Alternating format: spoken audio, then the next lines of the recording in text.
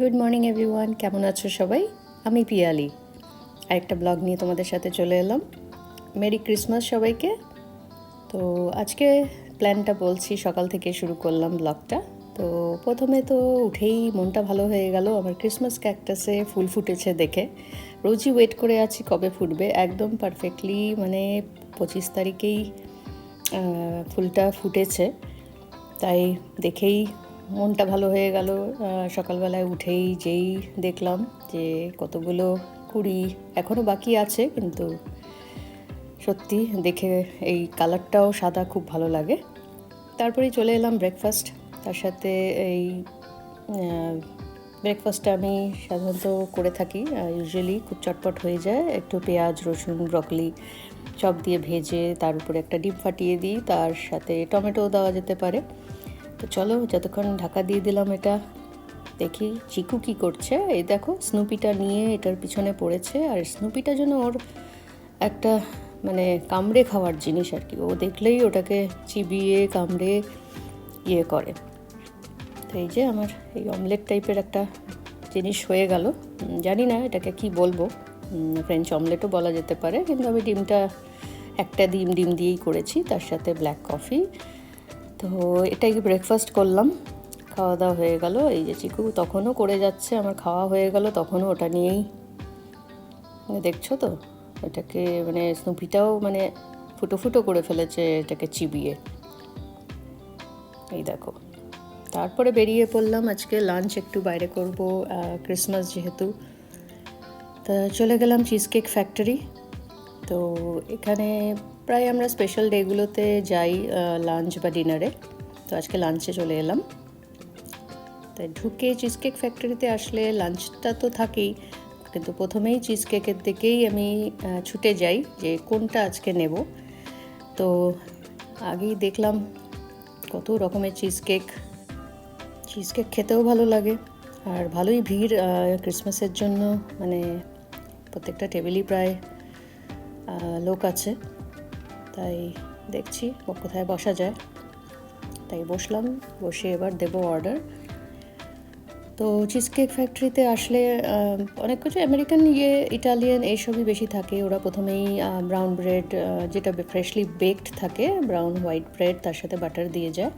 তার সাথে আমরা কিছু জিনিস অর্ডার করে দিলাম, এই ম্যাক অ্যান্ড চিজ বল, তার সাথে এই মেক্সিকান প্ল্যাটারটা, তার সাথে এই 4 চিজ পাস্তা। তো এই খাওয়া দাওয়া করি, খেতেও বেশ ভালো। তো এই বলটা যেটা দেখছো, এটা বেশ টেস্টি খেতে, চিজ দিয়ে করা ভেতরটা। আর আমার চিজ বাটার খেতে এমনিই ভালো লাগে। তাই চিজ কেকগুলো মেনু দেখে অর্ডার করলাম দুটো। একটা হলো টিরামিসু আর একটা হলো ডালসি ডি লেচে। দুটো করলাম কেন কি এর বেশি আর খেতে পারবো না, পেটটা বেশ ভরে গেছে অলরেডি লাঞ্চ করেই। তাই চিজ কেকটাও, টিরামিসুটা তো বেশ খেতে ভালো হয়, আর সাথে ওরা ক্রিম দিয়ে দেয়। তো খাওয়া দাওয়া শেষ করে এবার বেরিয়ে পড়লাম। তো বাইরে ওয়েদারটাও খুব সুন্দর, কিন্তু হ্যাঁ ঠান্ডা তো বটেই। ডিসেম্বর মাস, প্রায় -1 -2 ডিগ্রি টেম্পারেচার বাইরে। তো এবার বাড়ি ফেরার পালা। খেতে খেতে অনেকটা দেরি হয়ে গেছিলো, তো বেরিয়ে একটু এদিক ওদিক হাঁটাহাঁটি করলাম। তো রাতের ডিনার করলাম এই সিম্পল একটা পরোটা। তো এই পরোটাটা খুব ইজিলি হয়ে যায়।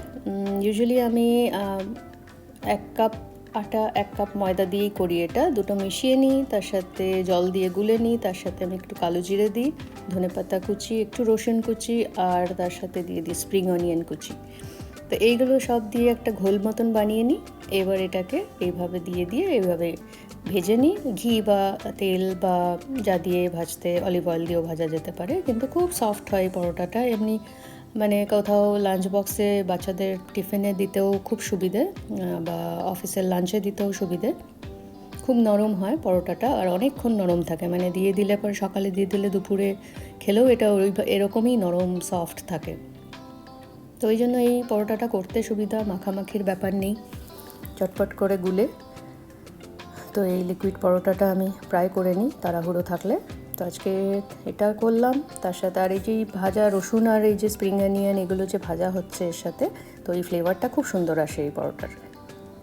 তো এর সাথে আমি করলাম একটু আলু ভেজে রেখেছিলাম, এমনি পেঁয়াজ দিয়েই আলু ভাজা, একটু কাঁচা লঙ্কা কুচিয়ে। তো সিম্পলি আজকে রাতের খাওয়ার, বেশি আর কিছু করিনি। তো এইভাবে কিছু পরোটা ভেজে নিলাম। তো দেখতে পাচ্ছ কীরকম সুন্দর পরোটাগুলো হয়েছে, দেখেই বুঝতে পারছো যে কতটা সফট একদম। পরোটা ভাজাও আমার হয়ে গেল, তার সাথেই আলু ভাজাটা করেছি শুকনো শুকনোই, একটু বেশি করে পেঁয়াজ দিয়ে ভেজেছি। এই দেখো পরোটাটা কীরকম সফট, এইভাবে টিফিনে নেওয়া যায়। অনেকক্ষণ সকালে করেও বিকেলে খেলেও একই রকম থাকে। তো এই হয়ে গেল, আজকের ব্লগটা এখানেই শেষ করছি। পরের ব্লগ নিয়ে আবার চলে আসবো।